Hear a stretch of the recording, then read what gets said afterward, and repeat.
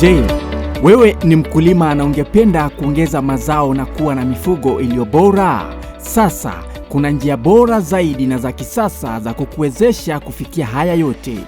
Enochem Aggrovet tuko na program ambayo inaitwa Hard Health.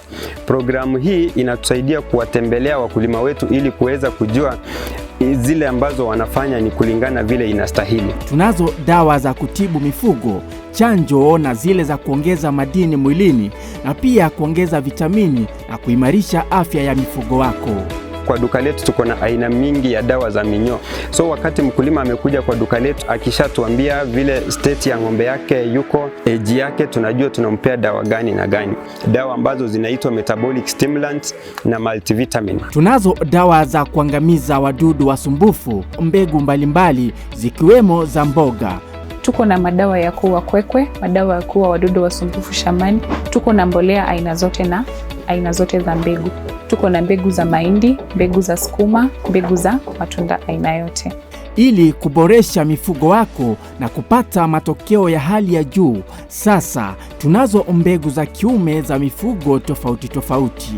Kama vile mbuzi, kondoo pamoja na ng'ombe. Tunauza chanjo mbalimbali za mifugo ikiwemo chanjo ya paka, mbwa, ng'ombe, mbuzi pamoja na kuku.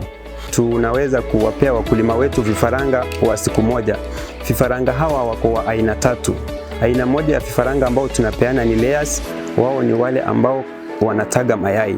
Aina ya pili ni aina ya broilers. Broilers ni kuku ambao wanafugwa kwa ajili ya nyama. Aina ya tatu ni improved kienyeji. Tuna chakula cha mifugo wote.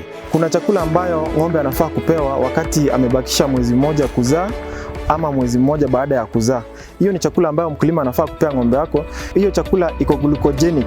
Ni chakula ambayo mkulima akilisha ng'ombe wake, yule ng'ombe ana convert ile chakula into glucose, alafu ile glucose inakuwa broken down, inakuwa energy. So ng'ombe anakuwa na nguvu. Wale ambao wamenunua mzigo mingi yenye hawezi jipelekea mpaka kwa farm, na wale pia ambao ni wale wenye wako na maduka ndogo ndogo ambao wanauza bidhaa zetu. So tuko na magari zenye ziko standby zinafanya deliveries kote Kisii County, Nyamira County, Homa Bay County, Migori County na part of Narok County.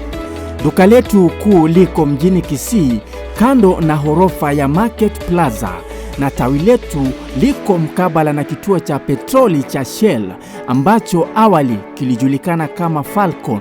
Enochem Aggrovet, kwa ufugaji na ukulima bora.